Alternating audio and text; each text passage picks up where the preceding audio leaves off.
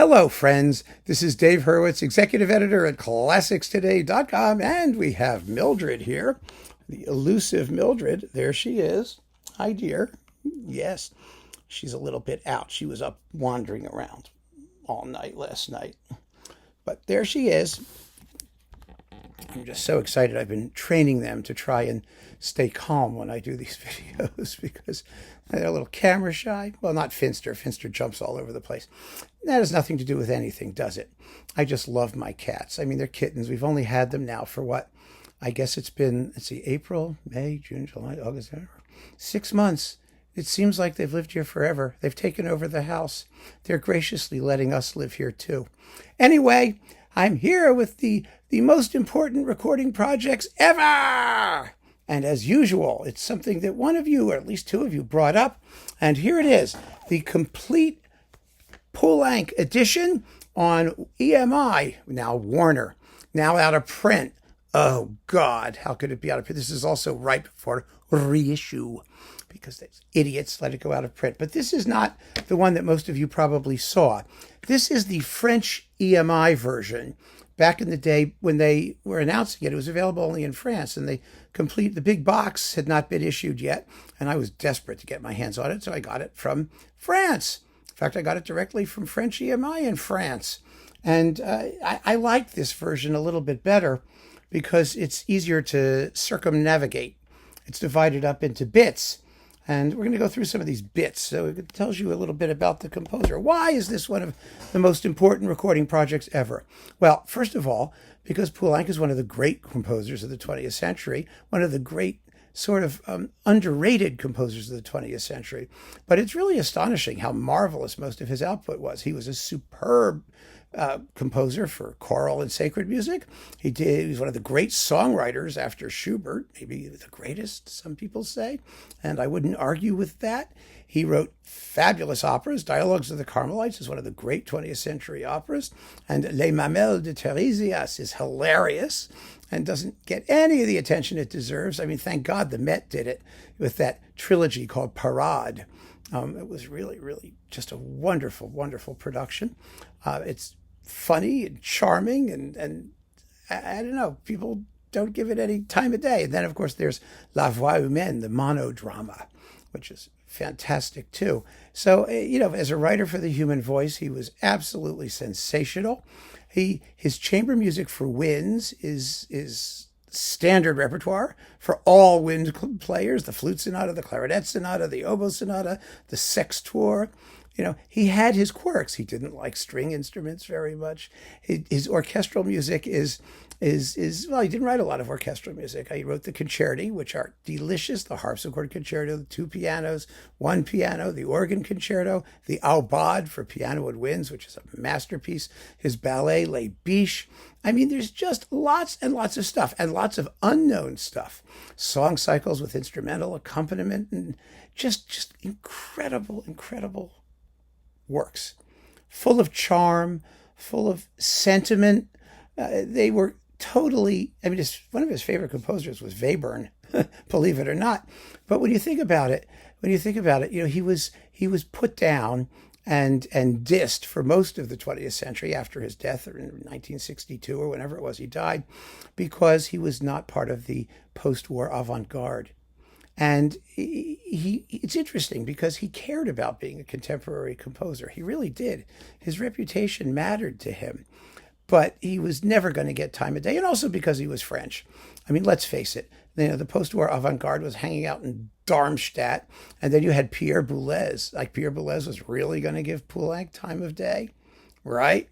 He was totally unsympathetic to the avant-garde of the day. And the avant-gardists were certainly not going to give him any attention or love.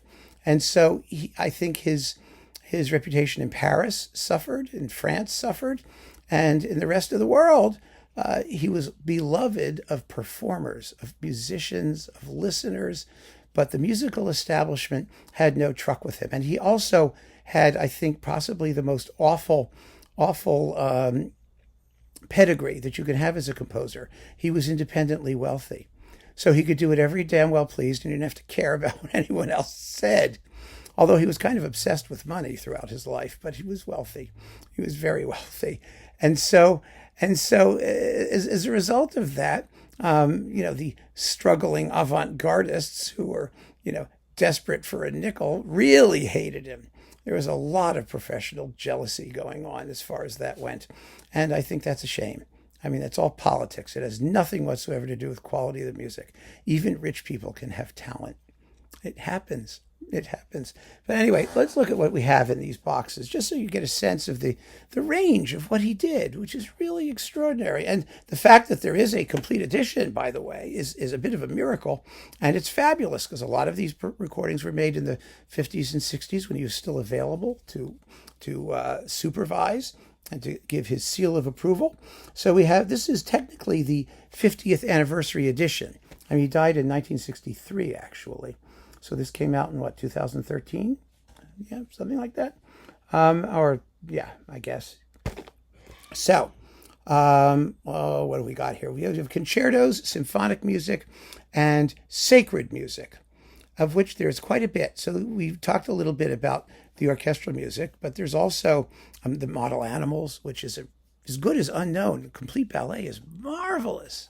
Absolutely marvelous. The Sinfonietta, which I think is coming into its own now. It's a charming piece.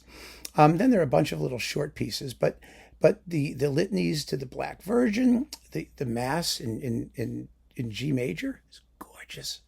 Gorgeous. Everyone does the Christmas motets. I mean, I sang the Christmas motets and the motets for a time of penitence, the penitential motets, the 7 tenebrae responsories are very beautiful, but also kind of creepy work. There's the Stabat Mater, the Gloria, which is his most popular choral work, though I don't think it's his greatest. It's very, very good, mind you. These are all pieces with orchestra, and they're just fantastic. And then we've got, piano and chamber music, tons of piano music. Poulenc was a little bit like Tchaikovsky. He kind of hated everything he wrote when he finished it. So, aside from Dialogues of the Carmelites, I think he liked that and some other things. But, there are the Trois Mouvements Perpétuels, which, of course, made his reputation. But those are charming little satie-like nuggets. They're the 15 improvisations and the nocturnes. And, oh, my goodness, gosh, I love this stuff. The Sonata for 2 pianos, which is absolutely fabulous. Big, major work for 2 pianos. Let's see what else we got. Then there's all the chamber music. Which is really interesting. There's a sonata for 2 clarinets, strange things, but mostly for winds, because he really liked that sec, snappy, rhythmic character for wind instruments. And he arranged the 3 Mouvements Perpétuels for 9 instruments. There's a saraband for guitar. Look at that. Isn't that amazing? Great stuff. So, keyboard music is lovely. He was not a great pianist himself. He was a good pianist. He accompanied his own songs and all that. His piano music tends not to be technically difficult, but expressively, well, that's another issue. He often used the term swimming in pedal, baignant, en pedal, dripping with pedal, with this sort of romantic, woozy, fabulous stuff. Then we've got his songs and chansons, of which he was an acknowledged master. Really, some of the greatest song cycles and songs ever done. I like Tel jour, telle nuit. Oh my God, it's amazing. And then œuvre lyrique. That's Dialogues of the Carmelites, and then the Gendarme Incompris, and Les Mamelles de Tiresias, and Équise pour l'enfant faire aussi. Oh, Babar the Elephant, remember that? That's delicious. This is with Peter Ustinov. La Dame de Monte Carlo, La Voix Humaine with Denise Duval. Oh my God, what a great performance that is. Le Bal Masqué, absolutely riotous, fauvist, absurdist stuff. L'invitation au château, Sécheresse, which is choral and orchestra. Nobody knows that. And then this Figure Humaine and Un Soir de Neige, some amazing a cappella choral works based a lot on the poetry. I think Figure Humaine is Paul Éluard. Just a great composer, an absolutely great composer. And this edition is fantastic, and it's not available right now, it seems. which is all the more depressing, but it definitely deserves to be because it is one of the most important recording projects ever, bar none. So keep on listening, friends. Thanks for joining me, and take care.